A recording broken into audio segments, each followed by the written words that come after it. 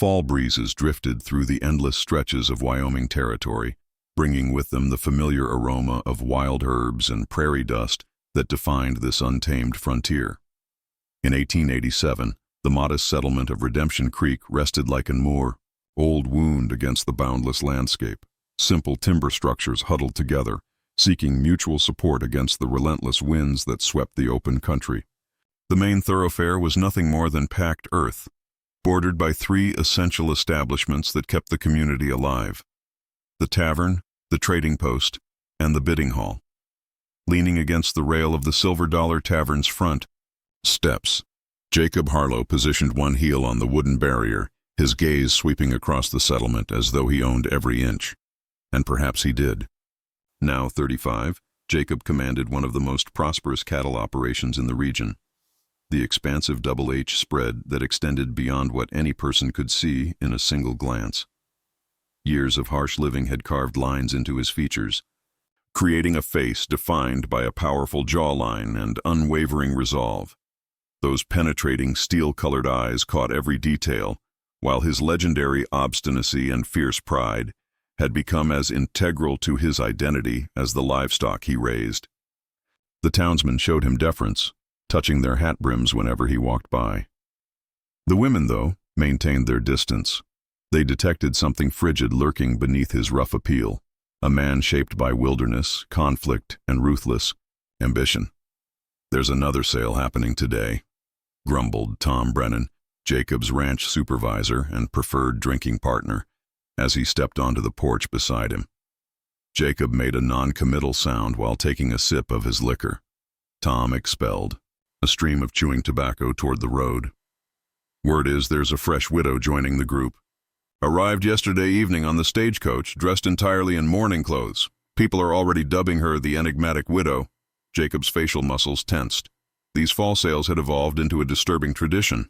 Women who'd lost husbands, and those cast aside, would mount a wooden stage while men placed bids for the privilege of claiming them as spouses. Human beings purchased like livestock. Entire futures bartered for the promise of shelter and food. The practice disgusted him, though he'd never voiced such sentiments publicly. On the frontier, staying alive left precious little space for softer emotions. From within the tavern, coarse laughter erupted. Men had already begun wagering on which woman might command the steepest price. Though the sale wouldn't commence for another 60 minutes, excitement crackled through the air like electricity before a thunderstorm. Jacob had never taken part in these proceedings. He saw no purpose in it. His ranch operated efficiently, and his personal needs were met whenever. He desired companionship. Entanglements, particularly those involving marriage, were complications he actively avoided. Even so, when Judge Morrison, the community's self-declared authority and sale conductor, lifted his hammer, Jacob found his attention drawn toward the platform. The first participants were familiar faces. Sarah Mills, left alone after a mine cave-in claimed her spouse. Betty Donovan, abandoned with 3 young ones when her husband vanished pursuing fortune in gold. Then young Annie Peterson, barely 20, already weathered by the demands of frontier existence. Then she emerged. The gathering fell silent as the mysterious widow stepped forward onto the raised platform. Her movement possessed an unusual elegance, her entire form wrapped in deep black fabric. A heavy covering concealed her features completely. Dark gloves hid her hands from view. While the other women appeared bent with humiliation, she maintained perfect posture, motionless as a figure carved from shadow itself. Even Judge Morrison stumbled over his words before recovering his confidence. "Gentlemen, this particular widow values her anonymity.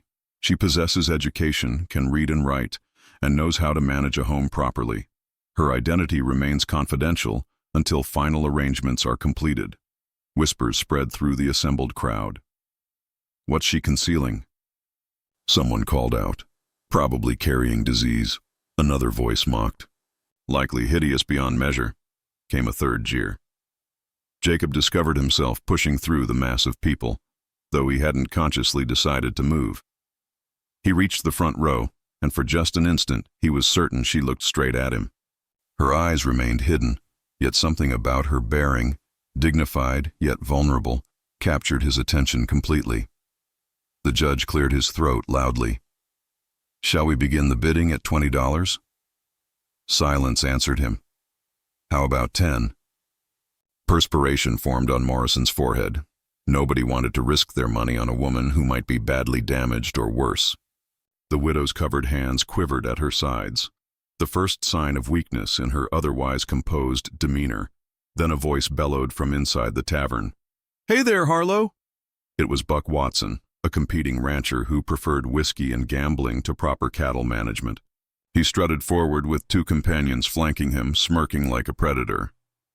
"I'll wager $100 that you can't convince that black bird to remove her coverings." Buck's sneer widened. "Make it 200 if you can bet her before dawn breaks." The crowd exploded with crude shouts and whistles. The widow went rigid, stepping back slightly. "You're intoxicated, Watson," Jacob said sharply. "Perhaps I am. But my currency is legitimate, unless the mighty Jacob Harlow has lost his nerve." Jacob's pride flared to life. He recognized he should simply walk away, but the crowd was observing, waiting to witness whether he'd retreat. He never had before. "Make it 300, Jacob stated calmly, "and you have yourself a wager." The crowd roared its approval. Before he could reconsider his words, Jacob addressed Morrison directly. $75 for the lady in black. Sold. The hammer fell quickly, Morrison eager to conclude the awkward silence. Jacob approached the platform. "Ma'am," he said, quietly, offering his hand to assist her. She paused briefly, then placed her gloved fingers in his palm. They trembled noticeably. "My name is Clara," she whispered through the fabric covering her face. "Clara Thornton." As Jacob helped her into his wagon, he sensed every eye in the settlement watching their departure. The Wyoming sun painted the sky crimson as they traveled toward the Double H Ranch. Clara remained silent beside him, an enigma wrapped in sorrow and black cloth. Jacob couldn't dismiss the troubling thought that haunted him. Had he just made the finest choice of his existence or the most catastrophic? The wagon's wheels creaked as they rolled along the bumpy path leading to the Double H Ranch. The sky had deepened to rich purple, with stars appearing one by one across the heavens. Coyotes called from the distance, their voices carrying across the vacant plains. Jacob maintained steady control of the reins, but his mind churned with confusion. Next to him, Clara Thornton sat without speaking, her black veil dancing softly in the evening breeze. She hadn't uttered another word since revealing her identity.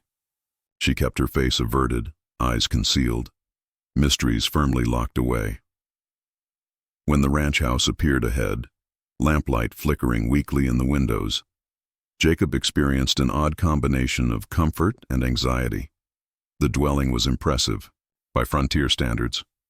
2 levels, solid wooden beams, a veranda that encircled the structure like embracing arms.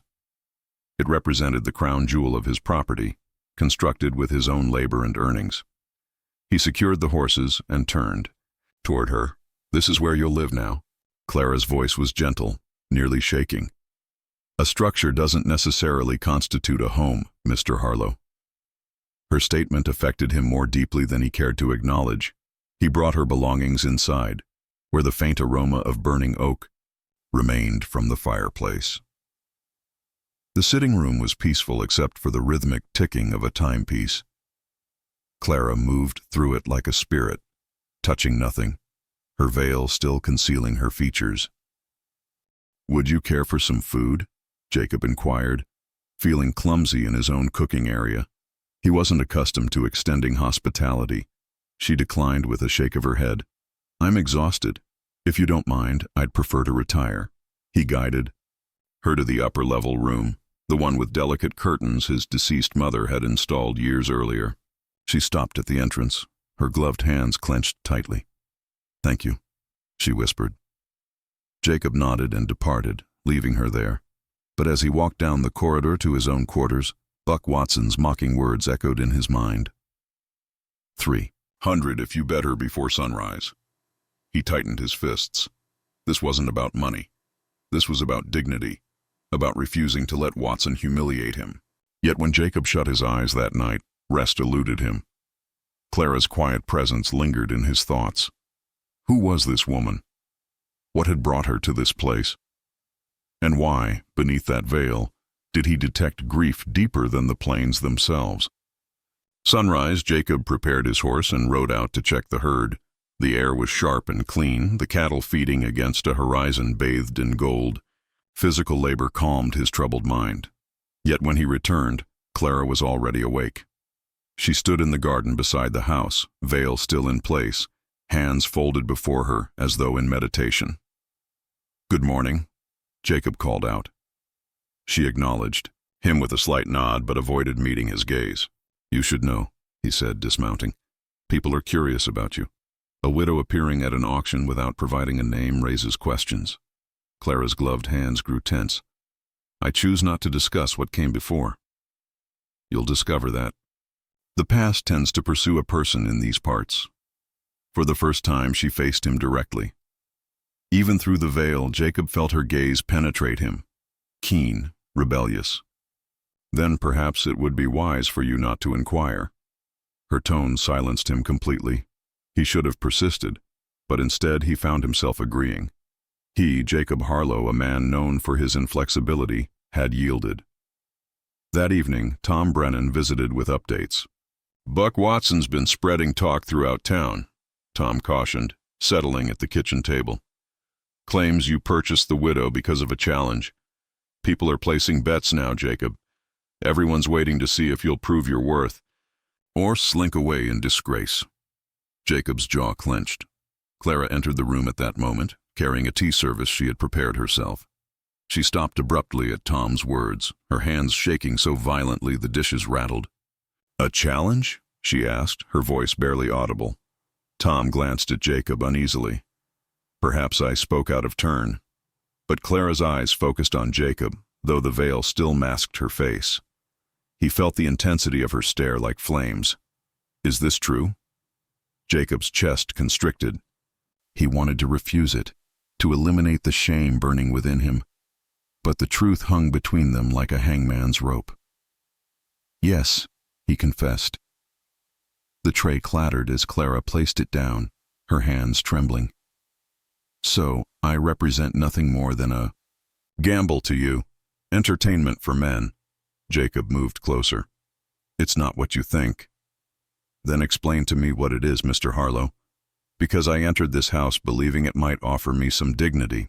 But if I'm here solely because of a drunken wager," her voice broke, though she attempted to steady it, "then I'm no different from livestock at market." Her words cut deep, more painful than any weapon. Jacob reached toward her arm, but she withdrew, retreating up the staircase, black dress rustling against the wood. He stood motionless in the kitchen, shame and fury churning within him. Tom exhaled heavily. "You've gotten yourself into serious trouble this time, Jacob." Jacob knew his foreman spoke the truth, and as he sat there in the quiet of his own home, one question refused to leave him: the veil. Clara Thornton concealed her face from everyone. But why? And what mystery lay beneath that dark fabric that she feared to reveal? Wait, before we continue, what are your thoughts about the story up to this point? Share your opinions in the comments. I'm genuinely interested to hear from you. The grandfather clock chimed twice. Jacob Harlow hadn't managed even a moment of sleep. His thoughts circled endlessly around the wager with Buck Watson, the veiled widow in the guest room, and the uncomfortable burden of pride that weighed on his spirit. Then came a gentle tap at his door. Jacob swung his legs from the bed, the oil lamp casting his shadow across the floor in long streaks. "Enter," he said. The door opened with a creak, and Clara stepped inside. She remained clothed in black, but there was a brittleness about her presence, a quaking he hadn't witnessed before. "I won't take up your time, Mr. Harlow," she said, her voice quiet but firm. "This wager you made, I'll resolve it tonight." Jacob rose quickly. "That's not necessary." But she was already loosening the outer covering. It fell away, revealing the finer mesh underneath. Her hands, still gloved but shaking, removed each fastener one by one. Each piece dropped like a hammer blow into the silence. "My husband and daughter perished in flames," she whispered, never breaking eye contact with him. I survived, though whether this qualifies as living. The final veil lifted. The hairpiece came away, and Jacob became absolutely still. Where flowing locks should have been was a damaged scalp.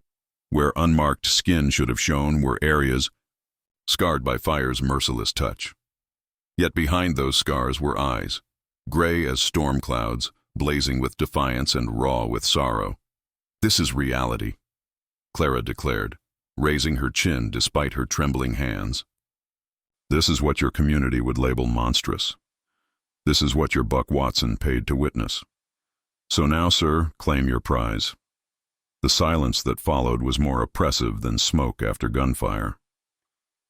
Jacob stepped forward, slow and purposeful, until he stood so close he could see the remaining freckles on her cheek beneath the scars. "No," he said, his voice hoarse with certainty. "Watson bet on humiliation. But there's no humiliation here. You've endured fire and loss, and you're still standing, stronger than most men I've encountered."